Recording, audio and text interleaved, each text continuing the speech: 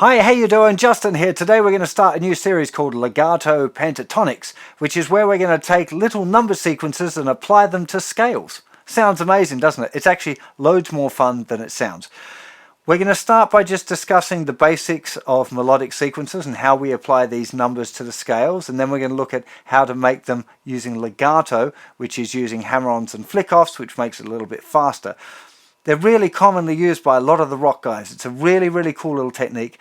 We're going to be looking at them across the whole scale to start off with, but that's not generally how they're used. When it comes to kind of real world, you're more likely to use little snippets of them, which I'm going to show you a couple of licks to kind of get you started on that idea as well. But first of all, let's talk about the first sequence we're going to look at, which I call 3 in a line.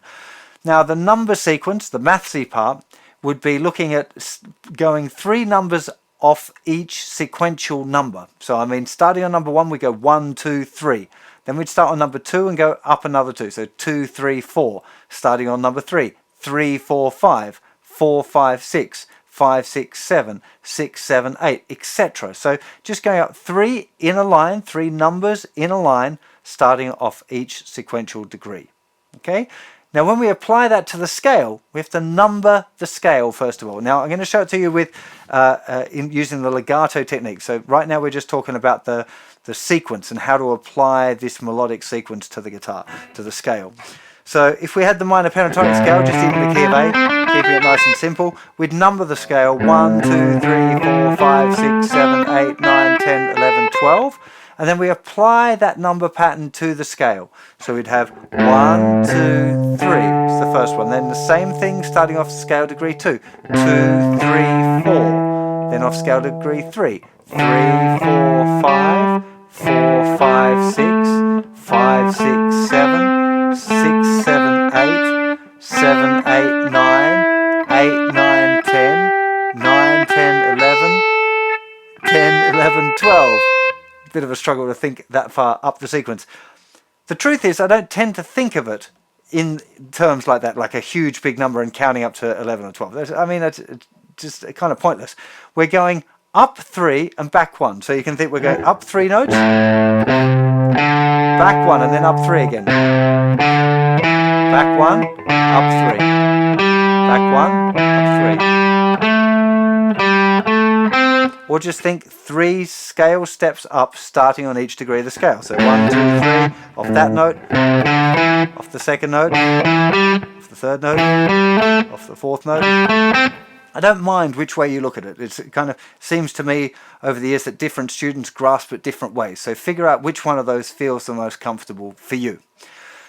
The same thing goes with descending scales as well. So that was going up, but the same thing comes down. You just number them 1, 2, 3, 4, 5, 6, 7, 8, 9, 10, 11, 12, or going down 3 steps off each degree of the scale. So starting on the thinnest note, the highest note rather, going down 3 steps. Next note down the scale. Next one. Next one.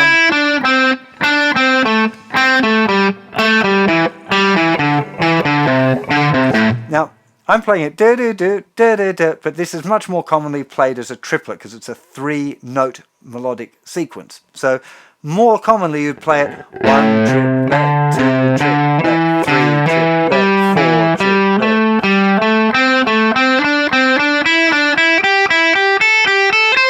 And then down.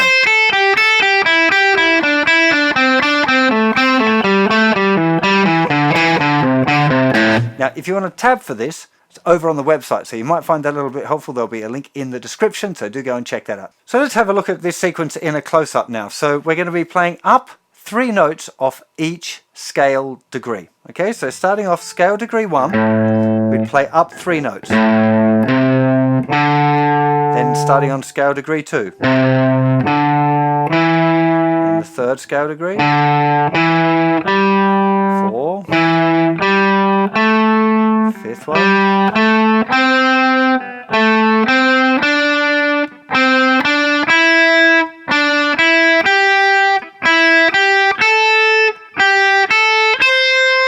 The same thing going down if we number the scale 1, 2, 3, 4, 5, 6, 7, 8, 9, 10, 11, 12.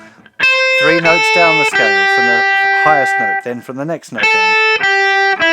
And the next note. And the next note. The next note, and so on.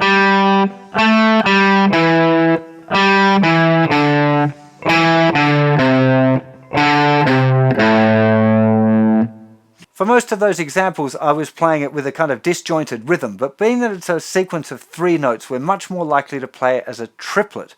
So 1 triplet, 2 triplet, 3 triplet, 4 triplet, and keeping the notes nice and evenly spaced. Okay, that would sound like this. 1 triplet, 2 triplet, 3 triplet, 4 triplet, 1 triplet, 2 triplet, 3 triplet, 4 triplet, triplet, 2 triplet, 3, 4, 1 triplet, 2 triplet, 3 triplet, 4 triplet, 1 triplet, 2 triplet, 3 triplet, 4 triplet, 1 triplet, 2 triplet, 3, 4. Now, I'd recommend getting used to the sequence and being able to pick it first of all, or even just slowly, because this is quite challenging exercise to pick it quite fast. So just get used to the picking slowly. The legato is actually a little easier, but it's really important that you understand the sequence first of all. Once you feel confident with the sequence and you can pick it, now it's time to start exploring it as a legato pattern, which means using hammer-ons and flick-offs where possible. So the very start of the pattern, if we look at hammer-ons first of all, we'd go down, hammer, up, down, up, hammer, down, hammer, up, down, up, hammer. You can see there's a little sequence. Pick, hammer, pick, pick, pick, hammer. And it's that same sequence repeats over across each group of 2 strings. Let's just apply that to the whole scale there. So pick, hammer, up, down, up, hammer, down, hammer, up, down, up, hammer, down, hammer, up, down, up, hammer, down, hammer, up, down, up, hammer, down, hammer, up, down, up, hammer.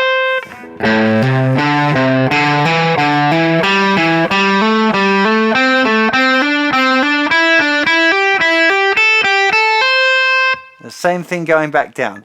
Down, flick, down, up, down, flick, down, flick, down, up, down, flick, down, flick, down, up, down, flick, down, flick, down, up, down, flick, down, flick, down, up, down, flick. It's really hard to speak that and do it at the same time. I've had quite a few goes just to be able to get through that little sequence. Anyway, the next step will be practicing doing that really slowly with a metronome.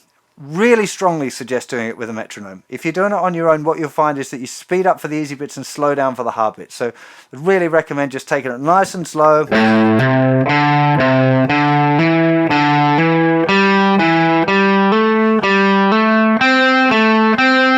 Trying to keep it as even as you can. What you don't want is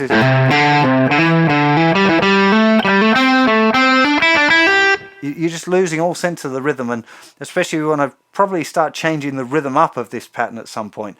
I think that's a really important kind of stage with that pattern, is to do that just really, really evenly. Especially the descending one is more common, I think, with this particular pattern than the ascending one. So this one,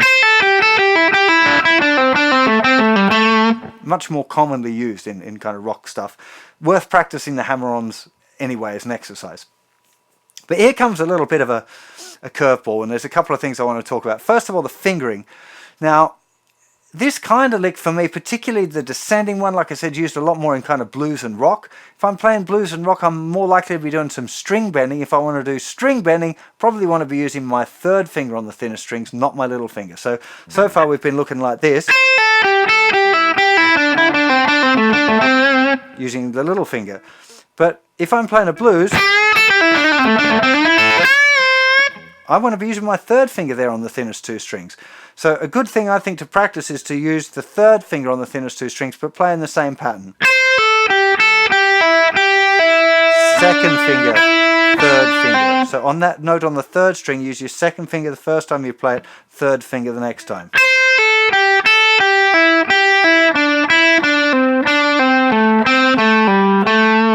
And another thing just on this point about practical use, the thinner strings are much more commonly used for this kind of pattern. That's not to say you shouldn't practice playing it on the thinner strings, but with a limited amount of time to practice, like I have, and maybe you find yourself struggling to find time to do enough practice, it seems to me to make sense to practice the things I'm more likely to use and actually do. And particularly this kind of pattern, I think a really, really solid thing to practice, if you don't want to practice the whole thing, is just the thinnest 4 strings using the descending pattern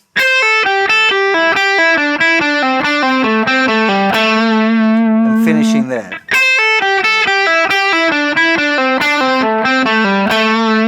It's a really nice little phrase.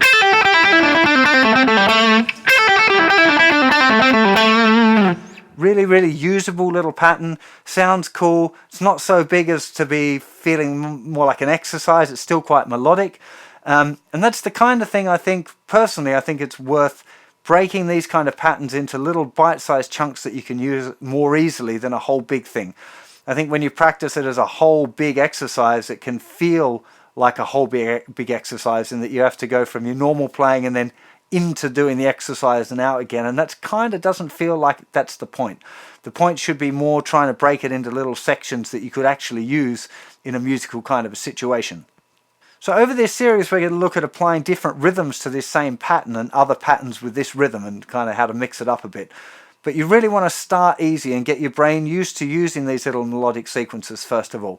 So I'd recommend taking that one lick, practicing that up, and having a go at using it in a context of a blues and seeing if you can work. Maybe this is too much. Maybe you just use the first part.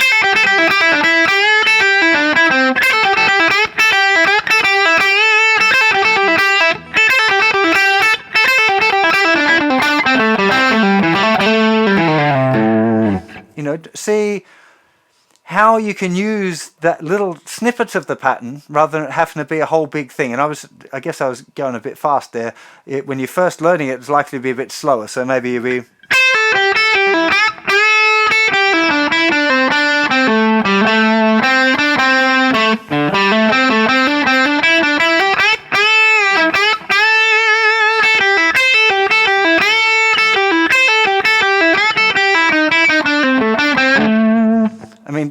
You want to try and take the pattern and then mix it in with the stuff that you know already. That's also a really important part of mixing things into the blues or the blues rock language, is not just keeping things separate. You want to learn a new thing and then mix it up with the stuff that you know, so it's got a chance of kind of coming out in an improvised context. While you continue to practice things separately, you'll always have to kind of switch your mind to think about playing that lick and then play it, and it'll always sound a little disjointed in my experience. So that's thing number one. Now, we've only looked at box 1 so far. As soon as you look into box 2, 3, 4 and 5, you're going to find other complications. Box 1 is considerably easier than the other boxes because of the fingering. As soon as we get into box 2, you've already got that little bit where you kind of cross back. It's not terribly difficult, but you're going to find that thumbs disappeared around the back of the neck pretty quickly. I should mention as well, actually, on box 1, the other thing about staying on the thinnest 4 strings is you can usually keep your thumb over, which is what you want to be doing for string bending. Usually the thumb's over the top. As soon as you go, now thumb's having to disappear around the back in order to get the position right. So same with these sort of patterns. Already, to get that second finger to first finger, my thumb's wanting to get around the back there by the 3rd string.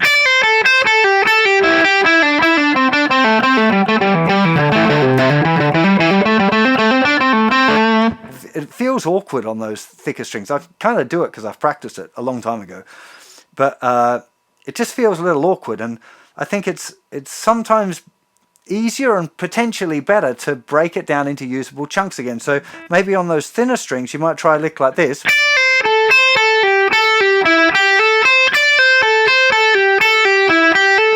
So we go down 3, down 3, down 3, then we got a little bit of up to get us round so it becomes a cycle. 1 triplet, 2 triplet, 3 triplet, 4 triplet.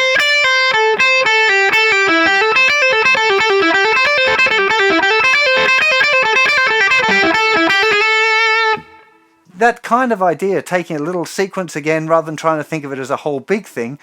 Now, that particular pattern you could apply to all of the other boxes, even box 1.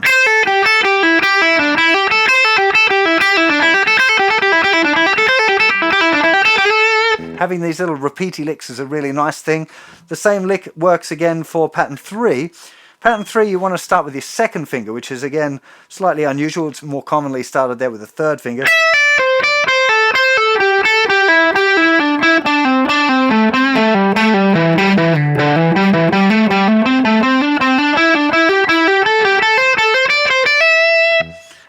again, so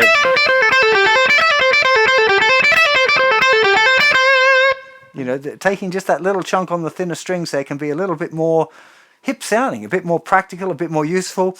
Box 4.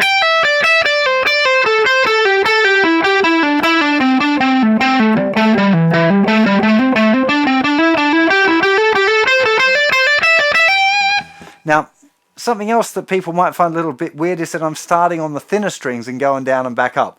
Most people learn their scales and practice their scales from the thick strings up. But again, particularly with these sort of sequences, we're using it in a lead guitar context. And I always think it sounds a bit rough to start on the lower strings and have to work your way up for everything. So it's a really, really good idea to make sure that you can see your root notes and your scale patterns on the thinner strings rather than just relying on the thicker strings. I have a lesson on that coming up soon on building a framework. So keep an eye out over on the website there. It's going to be another little series coming to you very soon. Last box, pattern 5.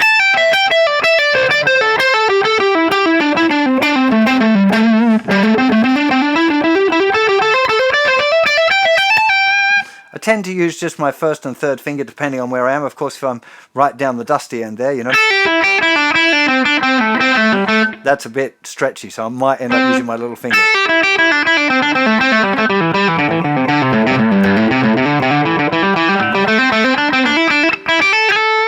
Now, these decisions, fingering decisions, the way that you play it, the picking that you use, all of that should be a personal decision.